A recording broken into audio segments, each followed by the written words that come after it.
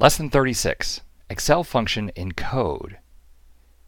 In this lesson, we're going to talk about a different kind of formula. This is where we want to use a formula from the worksheet in the code. Now, we're lucky a few functions from Excel are already in VBA, like min and max and some others. But far more Excel functions can be used in VBA, at least Excel VBA, if you use application.worksheet function. Let's get started. I'm going to switch right over to Visual Basic here, and we'll insert a new module. And I'll just create a little routine here where we can do some testing. There are several functions that are already built into Excel. For example, x equals min of 2, 5. You see, when I went to a new line, the min got capitalized. That means that Excel VBA already understands min. It's built into VBA. In PowerPoint VBA and Word VBA and all of those, you would have the ability to use min. X equals max of 2, 5. Again, the test here is when I go to the next line, does it get capitalized? And yes, the M in max gets capitalized. X equals left of ABC, 2. That works. X equals right of ABCDE, 5. That works. Mid, let's see if there's a mid. X equals mid of ABCDE, ABCDE, 3, 1. Go to the next line. Yeah, mid is understood. So all of those are great. Now there's a few annoying ones where we have a function in Excel, x equals upper, and then we put ABCDE, and it says, oh, nope, not valid. But it turns out that it is in VBA just with a different name. So U case is like upper, and L case is like lower. I don't think there's a P case.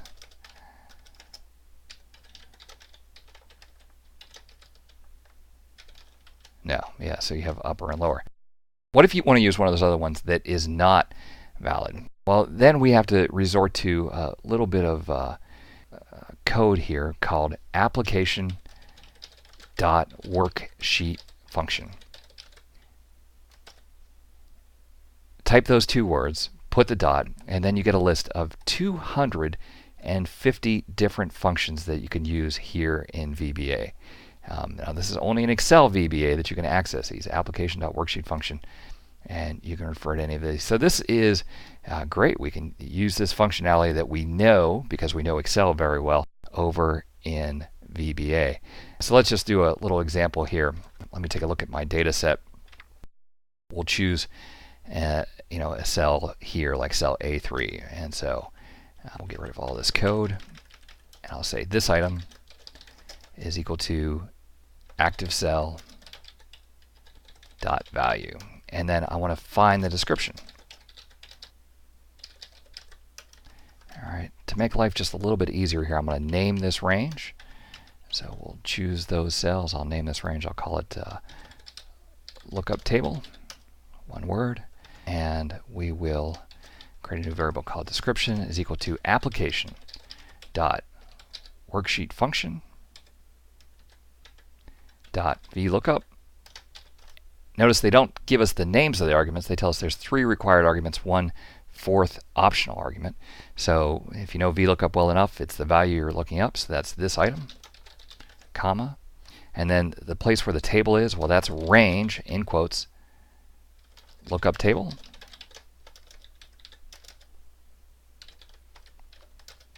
And then a comma. Which column do we want? We want the second column, and then finally the word false, because we don't want close matches, we want exact matches. And now we can say message box description. All right, so here's the little test. I'm going to go into macros, and then click on options and assign a shortcut key. I'll use Control D for description. Cancel. All right, so here's the big test. We choose one of the items, Control D, and it tells me what the description is. Control D tells me what the description is. So pretty slick. We're actually using the VLOOKUP without entering the VLOOKUP right in the worksheet. It's able to just go run the code and it will work. Now I remember there's a few items here that are not defined, like BG33-9 is not in the table. So if I would run the macro there, oh, we're about to get an error. So in real life, if you would run some code and it would generate an error such as $NA, that's going to return an error in your code. So you want to make sure that you're not going to get any errors when you're using this method. Make sure the VLOOKUP table contains all of the items, because Excel's not going to be able to deal with this very well. We'll talk about error handling later. If you needed to handle this, you could say on error resume next, on error go to 0. Let's see what happens here. So Control D, it just returns basically nothing in that case. So that would be one way of dealing with it. Again, more about error handling later in the course. Okay, so again, to summarize lesson 36, there's a few functions, min, max, left, right, that you can just use natively in Excel. When that isn't going to work, then we're going to switch over to application.worksheet function. If you had to do many of these, it would help to define this up front. You can say dim, let's call it WF as worksheet function, and then set WF equal to application dot worksheet function. And basically now you have a nice shorthand method. You don't have to type application dot worksheet function. You can just do WF and access all 250 functions. X equals WF dot, and you get your whole list there. Now, if you need a function that happens to not be here, well, then you're kind of in trouble. You're going to have to recreate that logic, or you could just go, out to cell Z1, enter the formula, and then read the value from Z1, and get that. It's kind of desperate measures when you need one of the functions that's not here. I've been fairly lucky in that 98% of the time the function that I need is in this list, and so we're good to go. We can simply use it right here from this list. If it's not in the list, the first place to check is to see if it's already built in to Excel. So sometimes it's not on the list because it's just one of the functions that's available to you. Like for example, left is not in the list, but left is just natively available in Excel VBA. Check those two spots. If it's still not there, then you're back to square one. You have to rewrite that functionality, or just put it out in a blank cell, and you'll be good. All right, well, hey, in the next lesson, we're going to start to talk about a completely new type of function, a function that's not one of the 355 built-in functions in Excel. It's what they call a user-defined function, and we'll take a look at that. Thanks for watching this lesson. I hope you found this lesson helpful.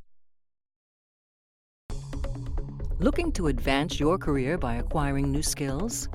Tired of expensive off-site training programs? Wish you could learn from the best instructors in the industry? Look no further than live lessons. Self-paced, personal video instruction by the world's leading technology publishers. Each live lesson comes with a DVD featuring 3 to 4 hours of instructor-led classroom training, sample program code that allows you to work along with your personal instructor, and an example-rich study guide. Live lessons allow you to watch the entire course from start to finish, or navigate directly to any of the individual lessons. You'll literally watch over the shoulder of your instructor as he shows you how to build state-of-the-art applications. Live lessons, the power of the world's leading technology experts at your fingertips. To learn more, visit mylivelessons.com today.